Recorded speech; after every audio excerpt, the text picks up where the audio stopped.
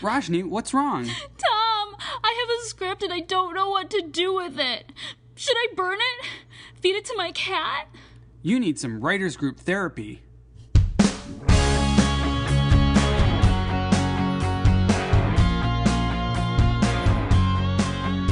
Hello and welcome to Writers Group Therapy. I'm Tom. And I'm Roshni. We're writers helping writers. Are you ready for your session? The doctors are in. So, one thing you're so good at, whenever I pitch an idea to you, you come up with 4 or 5 different films or TV shows that you say, hey, these are similar in tone or theme or whatever. Yep. Have you seen these, films or TV just to make sure that you're not copying or to get an idea of where you could go with it? And I'm always like, no, I haven't. And apparently there's a word for it. Yes, they're prototypes. So prototype films or stories. So tell me more about prototypes. Well, this is something I learned from Barry Evans, one of my screenwriting coaches and mentors, that whenever you're coming up with ideas, it's always good to look at the prototypes. You want to look at films that were similar in tone, like I think we've talked about mood reels, like other movies that have the same feel kind of to them. You can also have prototypes that are based on theme. So, overcoming obstacles or, good versus evil or, being yourself. Those are themes. So you can find movies that have the same theme, but they can be completely different types of stories. And then you have prototypes that are straight up story prototypes. So, and by looking at prototypes, you can, one, avoid recreating the wheel, so to speak, and coming up with the same idea somebody else already did. And then after you've spent so much time writing it, you realize, oh, I just recreated, Fast Times at Ridgemont High and didn't even realize it. Secondly, you can, also, you might have a really great idea, but you want to make sure you're doing something original and interesting, so you can see what other people have done in that same area and then give it your own unique twist.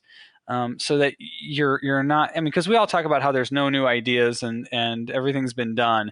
So, well, a lot of times what people do is they take an idea and give it a new twist. So by studying the prototypes, you'll avoid twisting the same way someone else did, but you also might come up with new ideas. And then also, obviously, learn from the pros. So if somebody made a really good film with a similar, prototype, a similar tone, theme, or story, you can learn from, what they did. Especially as a, a new writer, it's a good way to practice and learn, to read other people's stuff or watch their films. Now, the interesting thing, though, is so when I pitch to you and I say, hey, I had this idea, and you're able to shoot off 5 different things that are very similar, I don't have that sort of film and TV knowledge. I don't think I watch as much as I should. So how do you go about finding these similar in tone, theme, etc. projects like yours when you don't have some encyclopedic knowledge of what's out there? That's a good question. But these days we have lots of cool options for that. Google and IMDb, the Internet Movie Database, are 2 great sources. A lot of people have compiled lists, so you could even just Google movies like this, and you'll get a list of movies. Or, for example, I had a movie idea I was working on that had to do with racing. It was a futuristic Days of Thunder kind of story, but instead of cars, they were jets. You flew over the Andes Mountains and Great Wall of China and stuff like that. And so I started looking at prototypes, and there are a lot of prototypes for a movie about racing. So I went out and I watched Le Mans, about the race and the French Formula One racing. I watched good movies and bad movies. Days of Thunder, of course, is classic. I watched a movie with Sylvester Stallone. I think it was called Drive, where he played a racer, and I think Chris Hemsworth was the racer he was competing against. I even watched a story about a young girl in, I think, Ireland or England, who was racing like soapbox derby, the little homemade carts that you race downhill that have no engines. And it was really interesting. I must have watched 6 or 7 different movies, and they all had very, very, very similar stories and themes, and well, the tones were usually a little bit more different, but they all had almost the same, sometimes the same plot points and beats. Some of them were based on true stories, some of them were fiction, but But by going through all these movies, I got to see really interesting things. And it actually helped me really redefine my story idea before I started writing it and make me think about, what do I really need to put in here? What am I missing in my idea? It can't just be a story about racing planes or jets. And it can't be just about the technology. It can't just be about, there's the racer who a lot of them, a couple of them had the racer who, won because someone else crashed, or he was blamed for someone else crashing. So there's that kind of guilt and redemption story that comes through a lot of these. There's the underdog story. So you had all these things about, and a lot of them are about, drive. All of them are about drive and wanting to win.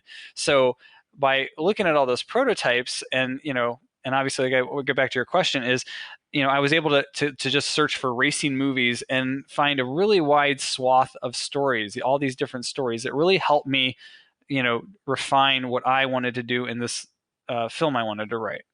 So IMDb, Google, anywhere you go, just, whatever your story idea is, just Google that idea. And like we say, no new ideas. So somebody else has probably already had the same question and thought about it. Pretty much that's Google in a nutshell. Whatever you want to look for, somebody else has already tried to look for it, so you can find it there.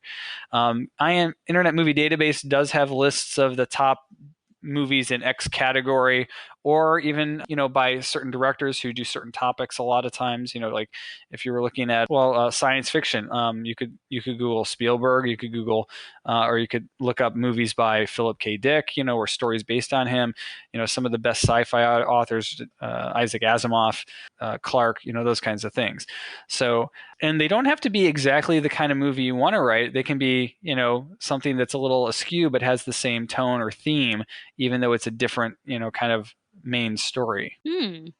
Interesting. Now, in terms of, I understand why you don't want to completely have the same idea as somebody else's, but then you get that problem where people say, well, that story's great. What else is it like?